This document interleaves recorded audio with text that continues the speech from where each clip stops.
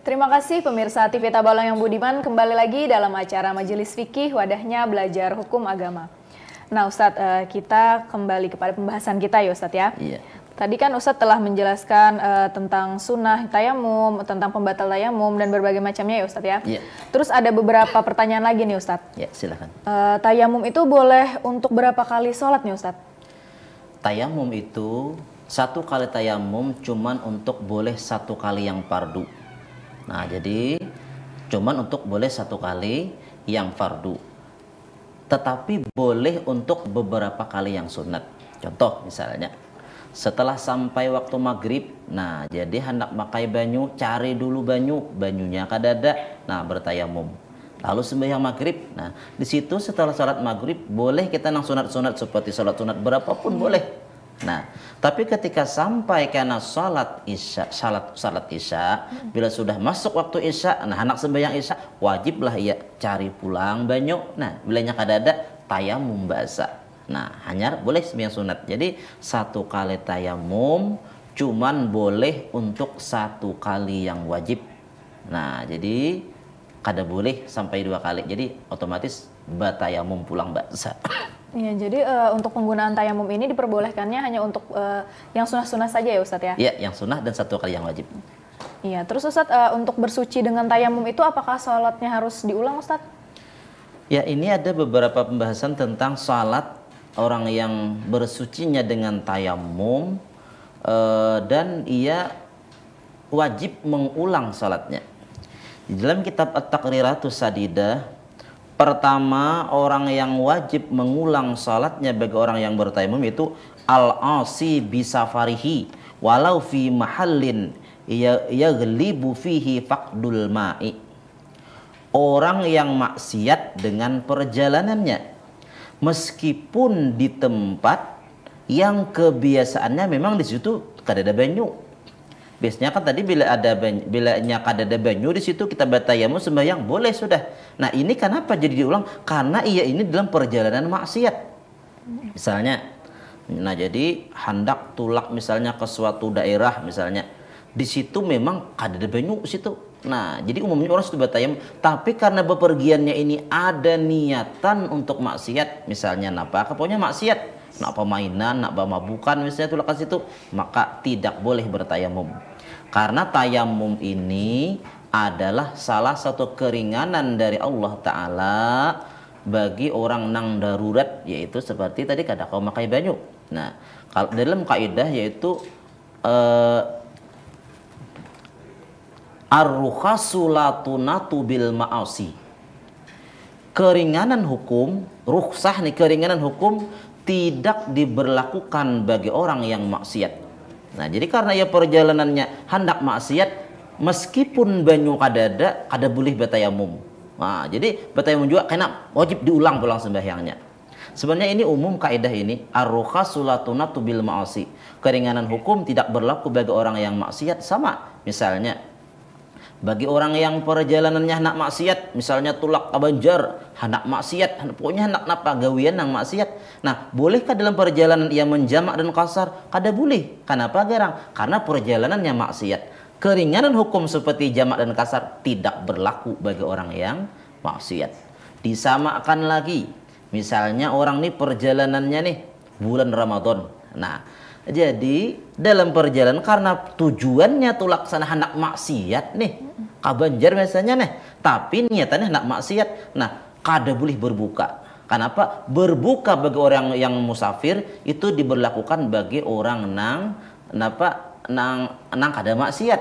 Kalau nya maksiat tidak diberikan keringanan hukum boleh berbuka bagi orang nang hendak maksiat. Sama tadi. Nah, jadi apabila orang perjalanannya maksiat, pas di situ hendak sembahyang, nah biar maksiat tapi panjang bahyang misalnya orangnya ya lah. Nah, ini bagus aja masih. Nah, tapi kada boleh bertayamum karena tujuannya untuk maksiat. Ar-rukhasu la tunatu bil ma'asi tadi. Gitu. Iya, jadi apabila untuk maksiat ini tidak diperbolehkan ya Ustadz menggunakan tayamum. Boleh bertayamum tapi sembahyangnya wajib diulang. Iya, harus wajib diulang berarti Ustaz ya. Kalau perjanjian yang baik aja kan perlu diulang karena di situ memang umumnya kada ada banyu tadi. Iya. Baik Ustadz, kita ingin mendengar kesimpulan pada tema kita pada hari ini Ustadz. Bisa Ustadz jelaskan? Sebenarnya sebelum kita kesimpulan ada beberapa macam lagi di sini tentang nang wajib diulang tadi. Nah, pertama apa tadi? Pertama sudah ya lah. Yang kedua al-faqidu lil ma'i fil mahallil ladzi yaglibu fihi wujuduhu hadaran kana au safaran. Nang wajib diulang boleh nih sembahyangnya orang nang tayamum tadi, yaitu orang yang tidak ada air pada tempat yang biasanya ada air. Di situ lalu bertayamum kayak seperti yang kita jelaskan tadi. Biasanya di Tanjung ini kan selalu ada banyu. Kebetulan hari itu kan ada banyu. Nah, bertayamum maka sembahyangnya diulang. Ini contoh yang kedua. Kemudian yang ketiga, yang sembahyangnya wajib diulang. An-nasi lil ma'i fi rahlihi. Orang yang manusia yang orang yang lupa ada air. Wah, jangan ada banyu aja. Bayu tuntung sembahyang hanya ingat, nah aku ada bersimpanan banyu aja. Hanya aja ingat nih. Nah, ulangi sembahyangnya. Karena apa tadi kada ingat ya lah. Nah, jadi ulangi sembahyang ini. Kemudian lagi al-mutayammamu li syiddatil bardi. Orang yang bertayamum karena sangat dingin harinya. Nah, karena harinya sangat dingin, boleh ke bertayamum? Boleh, tapi ulangi kainannya. Nah, jadi bila terlalu dingin nih, kayak salju banyu misalnya nih. Nah, kayak apa ini terlalu dingin? Boleh bertayamum, tapi kayaknya sembahyangnya diulang. Kemudian kayaknya yang wajib diulang juga yaitu al-mutayammamu li ajli satiri fi a'dha'i tayammum. Orang yang bertayamum karena ada misalnya di awaknya ini perban. Nah, bagi orang nang parban di sini ujasidin tapi perbannya berada di anggota tayamum seperti muka dan tangan, maka wajiblah diulang sembahyangnya. Ini menurut mazhab Syafi'i. Nah, makanya menurut Buya Yahya ujasidin apa? Di saat ini kita sulit untuk memakai mazhab Syafi'i karena mesti diulang. Karena orang garing itu lah nyata ada sembahyang ya lalu berparban pulang. Nah, di situ kita boleh umpat pendapat Imam Malik jadi karena beliau Imam Malik mengatakan ini termasuk uzur sudah orang garing ini. Nah, tapi kalau mazhab Syafi'i tadi bila lukanya di anggota tayamum yaitu tangan dan muka tadi, maka ulang juga sembahyangnya.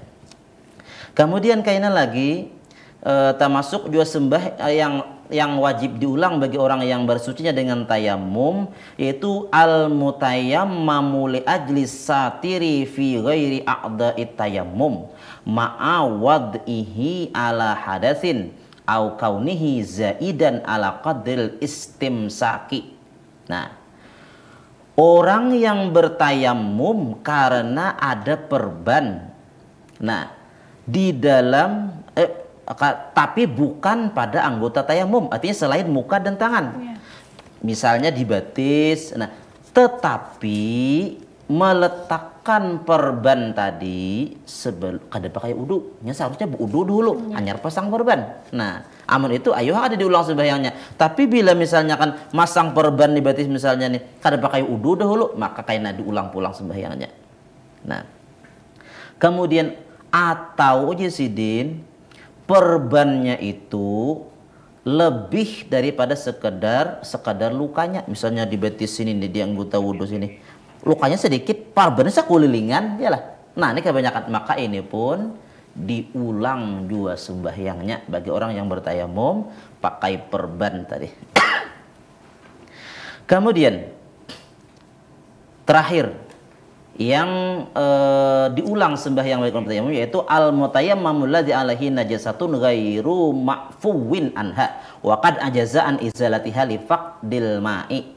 Orang yang bertayamum tapi di badannya ada najis yang tidak dimaafkan dan kada kau menghilangkannya budul kayak apa barikit benar. Nah, jadi kayak apa gini? Ayo bertayamum. Nah, tetapi kayaknya ini pun juga diulang sembahyangnya. Nah, itu beberapa perkara tayamum yang wajib sembahyangnya diulang. Jadi sebenarnya bersuci dengan tayamum itu banyak ya Ustadz yang harus diulang jika banyak yang harus diulang. Iya. Baik Ustadz, apa nih kesimpulan dari tema kita pada hari ini Ustadz? Ya, kesimpulan tema kita hari ini adalah tayamum ini merupakan keringanan hukum dari Allah Subhanahu wa taala bagi orang yang tidak ada air atau ada jua tapi sulit untuk mendapatkannya. Nah, seperti ada je banyu jual tapi larang, atau ada banyu tapi mendapatkannya berbahaya, itu ada binatang buas, atau tadi apa? Karena kita sakit, menurut dokter keterangannya ujisin kada boleh kena banyu. Nah, maka di situ bolehlah bertayamum, atau tadi ada banyu terlalu sedikit maka kita boleh bertayamum, karena bila dipakai banyu yang sedikit kasihan hayawan-hayawan, makhluk-makhluk nang dihormati yang bisa mati kehausan. Di situ wajiblah kita bertayamum. Nah, jadi tayamum ini merupakan tadi keringanan hukum dari Allah Subhanahu wa taala. Jujur ulun pun kada pernah bertayamum, iyalah karena memang kada pernah lagi dapat syarat nang membolehkan bertayamum. Nah, tapi wajib kita bertayamum ini kalau suatu saat kita mendapati misalnya kemanakah nang di situ tempat nang kada ada banyu. Nah, wajiblah kita bertayamum. Nah, jadi kalau sudah bisa nyaman lagi lah. Nah, kemudian lagi misalnya sakit atau nang kada berperban siapa kita maelah hati orang garing, kebetulan orangnya ni kada kawakan banyu. Nah, bisalah kita menceritakan tentang ini. Nah, ya, seperti yang kita ceritakan tadi, Nabi pun sempat sarik sidin ketika ada sahabat Nabi nang luka-luka hendak mandi wajib, kada kawan nih betakun lawan kawan kayak apa caranya? Ya kawan mandi ya paksakan ya mati. Nah, meninggal dunia. Ketika diceritakan kepada Nabi sarikin Nabinya, Nabi kenapa kada betakun lawan aku je Nabi? Ada caranya, yaitu tayamum. Nah, jadi tayamum ini wajib juga kita tahu. Siapa tahu kita nang menemui kayaknya tadi, atau kita menemukan orang lain kayak apa cara mentayamuminya. Nah, nyaman aja lagi. Nah, di situ kita wajib belajar tayamum ini apabila kita akan menemui dari apa kita sesuatu itu nang kita pacangan manggaut, wajiblah kita belajarnya. Oke, mungkin itu. Iya, jadi kan kita sebenarnya tidak tahu ya Ustadz kapan nih kita diperbolehkan untuk menggunakan tayamum ini. Iya, jadi kita wajib mempelajarinya ya Ustadz. Iya. Baik, terima kasih Ustadz atas penjelasannya pada tema kita pada hari ini. Nah, pemirsa TV Tabalong yang budiman, ternyata kita telah berada di penghujung acara. Semoga yang Ustadz Nasrullah sampaikan pada hari ini bermanfaat untuk kita semua ya. Jangan lupa saksikan Majelis Fikih Wadahnya Belajar Hukum Agama setiap hari Jumat pukul 17 waktu Indonesia Tengah. Hanya di TV Tabalong. Saya Saidatul Rahmah beserta kru yang bertugas pamit undur diri. Akhirul kalam, hadanallahu ajmain. Wassalamualaikum warahmatullahi wabarakatuh. Waalaikumsalam warahmatullahi wabarakatuh.